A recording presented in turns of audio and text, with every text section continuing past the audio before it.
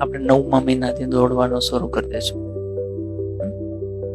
કયા મહિનાથી? 9મા મહિના. જો જાહેરાત આવી જશે તો 10, 11, 12માં આવી જશે.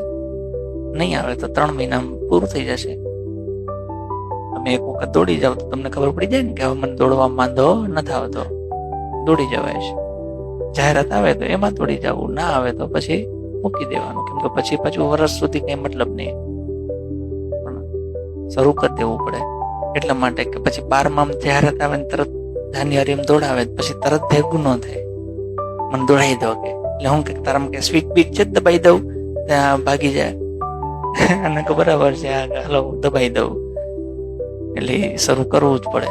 હા, પણ 9મા મહિનામાં દોડાવીએ. ધારો કે કોઈ છોકરો છે પહેલા દિવસે 5 કિલોમીટર 23 મિનિટમાં પૂરું કરી દે, એને આવવાનું જ નથી ગ્રાઉન્ડમાં, તું અહીં છે રાખ. પણ માની લો કે 26 મિનિટ થયા, 27 મિનિટ થયા, 28 મિનિટ થયા તો એને દોડવું પડે. એમ દીકરી છે 1600 મીટર દોડવાનું છે, પહેલા દિવસે એને 9 મિનિટમાં પૂરું કરી નાખ્યું, મોકલી દેવાની પાછી. મોઢું ન દેખાડજે કે કોકની દોડવાનું.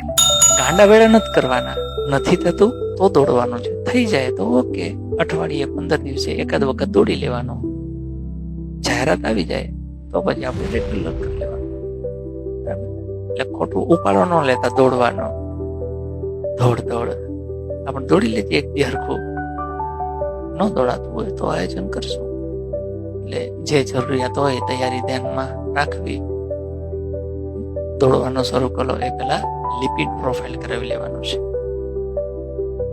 આમ તો તમારું લિપિડ પ્રોફાઇલ અહીંયા જ કરાવી નાખવાનો હતો, પણ મેં તો ઘરે જાઉં તો એ બાને 2 નું થઈ જાય ને કે મમ્મી પપ્પા નહીં કરાવે.